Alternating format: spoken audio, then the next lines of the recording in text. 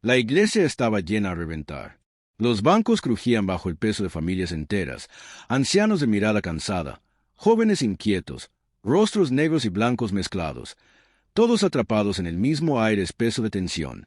Nadie vino a cantar himnos ni a buscar consuelo. Todos sabían por qué estaban ahí. El pueblo hervía de rabia y dolor, y aquel era el único lugar donde podían ser escuchados.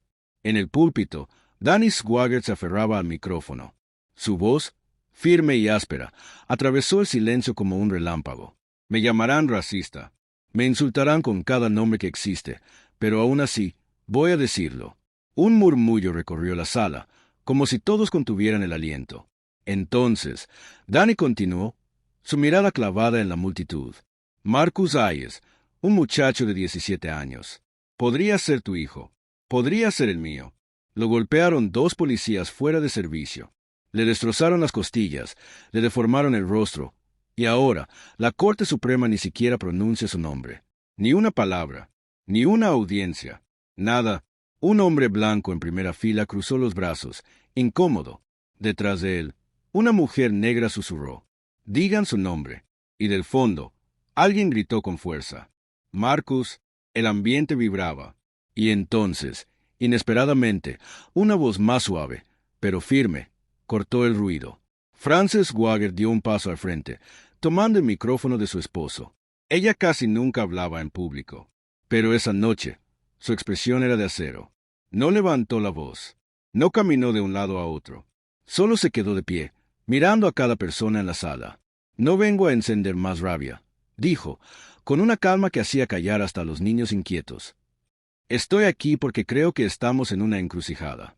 No solo como iglesia, no solo como pueblo, como nación». La gente se inclinó hacia adelante, escuchando cada palabra. Marcus Hayes está postrado en una cama de hospital. Su madre llora a su lado, preguntándose por qué un país que se jacta de ser justo se niega a ver a su hijo como digno de justicia. Tal vez los jueces callen, pero nosotros no podemos. Somos el pueblo de Dios. Y cuando la ley de los hombres falla, su ley exige que hablemos. El silencio se volvió más denso, hasta que, lentamente, una voz se alzó. Marcus Hayes. Luego otra, y otra, hasta que todo el templo vibró con un solo canto, fuerte y decidido. Marcus Hayes. Marcus Hayes. La chispa había prendido, y nadie podría apagarla. El sermón de Frances se propagó como fuego en pastizal seco. En cuestión de horas, su voz ya circulaba en redes sociales. Miles de personas compartían el video, aplaudiendo su valentía. Pero con la tensión llegó también la tormenta, y no tardó en volverse feroz. Las primeras señales fueron anónimas, correos electrónicos llenos de insultos, cartas dejadas bajo la puerta de la iglesia con amenazas veladas. Una mañana, la pared trasera del templo apareció cubierta con pintura roja. Traidora. Las redes se llenaron de mensajes venenosos de grupos extremistas que la acusaban de querer destruir a América desde adentro. No eran solo los fanáticos. Políticos comenzaron a atacarla en entrevistas y conferencias. Un senador estatal apareció en televisión, moviendo la cabeza con desaprobación. Una esposa de predicador reprendiendo la Corte Suprema. Ese no es su lugar. Las iglesias están para unir, no para dividir. Incluso pastores que alguna vez la habían invitado a sus congregaciones se volvieron en su contra. En un sermón transmitido en vivo, uno de ellos declaró, «La hermana Swaggart ha cruzado la línea. El púlpito es para el Evangelio, no para política. Si convertimos nuestras iglesias en plataformas de protesta, perdemos nuestro propósito sagrado». Frances escuchó cada palabra, pero no se inmutó. La siguiente vez que subió al púlpito, la iglesia estaba más llena que nunca. Las amenazas no habían alejado a la gente. Al contrario, las habían atraído. Curiosos, fieles y hasta reporteros abarrotaban el santuario. Todos querían escuchar qué diría ahora. Frances tomó el micrófono. Su voz sonó serena, pero con un filo de acero. Quieren que guarde silencio. Quieren que deje de pronunciar el nombre de Marcus Hayes. Quieren que deje de llamar al racismo por lo que es. Pero les voy a decir algo. Alzó la mirada, fijando sus ojos en las cámaras que la grababan en vivo. No nos arrodillaremos ante el odio, solo ante Dios. La iglesia estalló en aplausos y vítores. «Amén», gritaban unos. «Predica», gritaban otros. Esas 7 palabras comenzaron a recorrer el país como un relámpago. En cuestión de horas, se volvieron tendencia en redes. Se imprimieron en pancartas, camisetas y carteles. La frase ya no era solo de Frances, pertenecía a todos. Su desafío encendió algo más grande que ella. Personas de todas partes comenzaron a viajar para asistir a los servicios, buscando ser parte de un movimiento que crecía con cada día. Lo que empezó como una voz solitaria en un templo de Baton Rouge se convirtió en un grito nacional, imposible de silenciar. El amanecer del día de la marcha llegó cargado de una energía distinta. Desde temprano, las calles de Baton Rouge comenzaron a llenarse de personas que venían de todas partes, familias enteras, estudiantes, trabajadores, ancianos.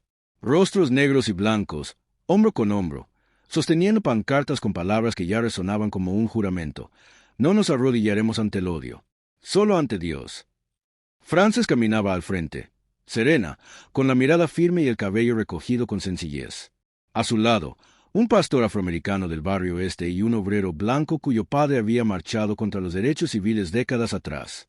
Ambos con lágrimas contenidas, caminaban en silencio, conscientes de que aquel momento era más grande que cualquiera de ellos. Los drones zumbaban en el cielo.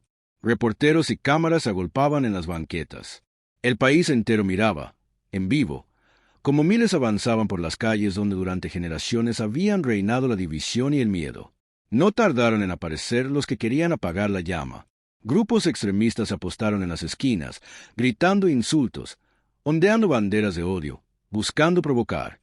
Algunos lanzaron botellas al pavimento. Otros gritaban amenazas, intentando romper la calma, pero sus voces quedaron ahogadas bajo un rugido colectivo. Marcus Hayes. Justicia ya, una nación bajo Dios. Cada coro era más fuerte, más firme, que cualquier grito de odio. Frances no detuvo el paso. No cuando un proyectil, una roca, pasó silbando a unos centímetros de su hombro.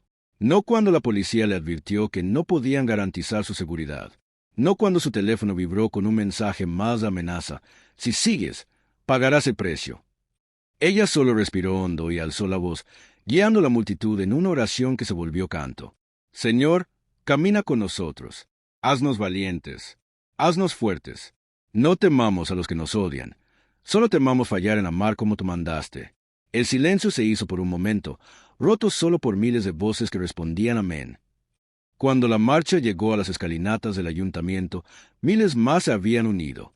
Cientos de miles veían la transmisión en vivo. Y esa imagen, Frances, de pie entre un mar de personas unidas, orando con calma mientras las cámaras del país entero la enfocaban, se volvió imposible de ignorar. El impacto fue inmediato. Las cadenas de noticias nacionales abrieron sus noticieros con la marcha. Editoriales exigieron respuestas. Bajo una presión pública que crecía como marea, la Corte Suprema no pudo seguir en silencio. Emitieron un comunicado breve, casi frío, pero con las palabras que todos esperaban. La Corte escuchará el caso de Marcus Hayes.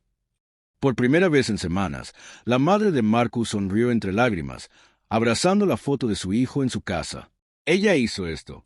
Frances lo hizo, murmuró. Y en ese instante, la lucha dejó de ser solo por un joven golpeado.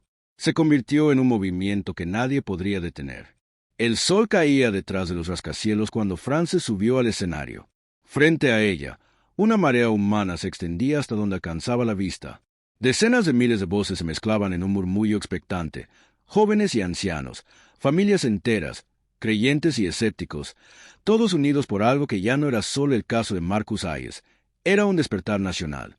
Las cámaras de todas las cadenas apuntaban a su rostro. Pero Frances no llevaba notas ni ensayó discursos.